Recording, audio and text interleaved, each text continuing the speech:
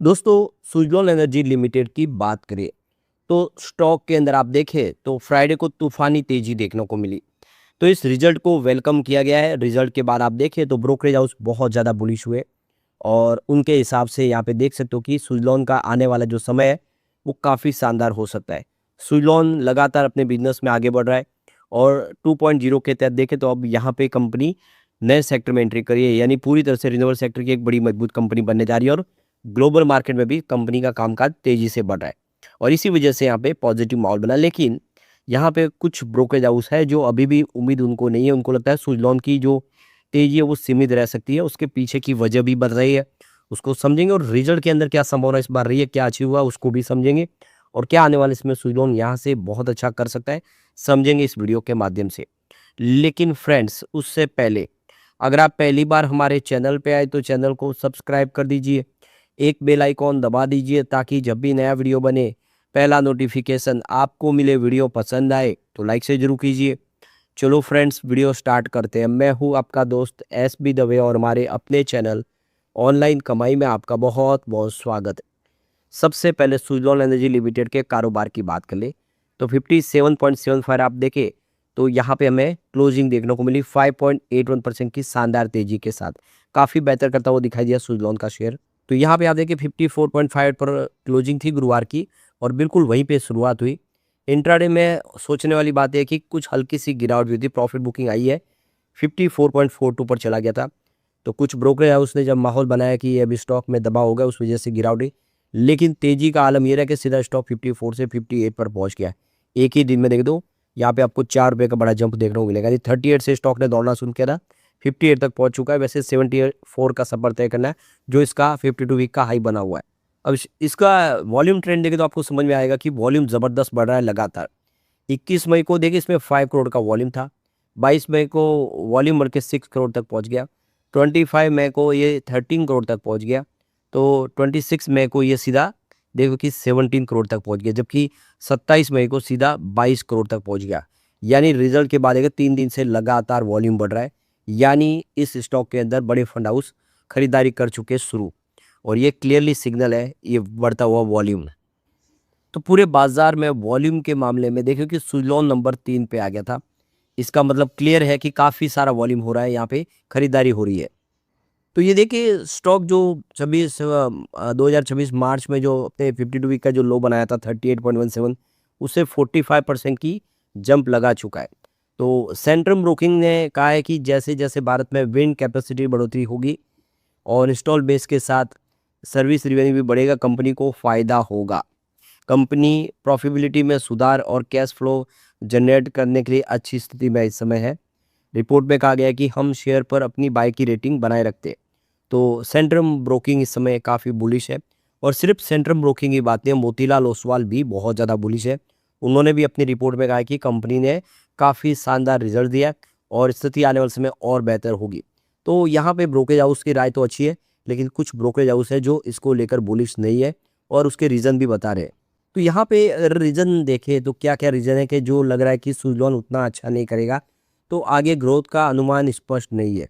जनवरी-मार्च 2026 में जो तिमाही में सुज़लॉन का जो कंसोलिडेटेड रेवेन्यू है वो 5493 करोड़ के आसपास रहा है, जो पिछले साल की समान तिमाही के मुकाबले 45% ज़्यादा है। इस दौरान कंपनी की ऑपरेशनल इनकम एबिटडा 39% बढ़कर 964 करोड़ तक पहुँच गई है। एबिटडा मार्जिन भी 18% बढ़ा है। तो उस हिसाब से अगर आप देखेंगे तो काफ़ी अच्छा रहा है, प्रदर्शन बेहतर किया है सुज़लॉन ने। यहाँ पे कंपनी का एडजस्टेड जो नेट प्रॉफिट है वो 760 करोड़ के आसपास है, जो सालाना आधार पर 31% ज़्यादा है। कम टैक्स देनदारी और कुछ एकमुश्त फायदों का भी प्रॉफिट के ऊपर सकारात्मक असर देखने को मिला है। हालांकि प्रबंधन ने वित्त वर्ष 2028 के बाद ग्रोथ को लेकर कोई स्पष्ट अनुमान नहीं दिया है, जिससे ब्रोकरेज हाउस को चिंता लग रही है कि कंपनी की तरफ से कोई शानदार बयान निकल कर नहीं आया आगे की फ्यूचर ग्रोथ को लेकर। दूसरा सवाल निकल के आ रहा है कि ऑर्डर बुक तो बहुत मजबूत है, लेकिन सवाल आगे भी है। तो मार्च 2026 के अंदर सुज़लॉन की जो ऑर्डर बुक है वो 5.9 गीगावाट तक रही है। वित्त वर्ष 2028 तक कारोबार का जो नज़रिया है वो अच्छा दिखता है, लेकिन इसके बाद में ग्रोथ कैसी रहेगी इस पर कंपनी ने कोई ठोस संकेत नहीं दिए। तो ये देख सकते हो कि यहाँ पे नवमा का जो अंदाजा है कि कंपनी ने उतना क्लियर पिक्चर नहीं बताया। नवमा का अनुमान है कि सुज़लॉन घरेलू पवन ऊर्जा बाजार में 30 से 35% की हिस्सेदारी बनाए रख सकती है आगे भी। लेकिन वित्त वर्ष 2027-28 में सालाना डिलीवरी 3 से 3.5 गीगावाट के आसपास ही रह सकती है। यानी आने वाले वर्ष में कंपनी की डिलीवरी बेस काम कम हो सकता है, ऐसा नोमा को लगता है।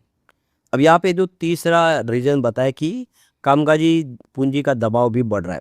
तो नोमा ब्रोकरेज के मुताबिक कुछ प्रोजेक्ट में देरी, पीएसयू प्रोजेक्ट का बढ़ता हुआ हिस्सा कंपनी के नकदी चक्र पर दबाव डाल रहा है। साथ ही ईपीसी प्रोजेक्ट का हिस्सा बढ़ने से मार्जिन पर भी असर पड़ा है। कंपनी भविष्य में कारोबार का संतुलन 50% ईपीसी और 50% प्रोडक्ट सप्लाई तक ले जाना चाहती है, ताकि स्थिति मजबूत रहे, उनके फेवर में रहे। चौथा जो रीजन बताया हुआ है सौर और बैटरी स्टोरेज की चुनौती।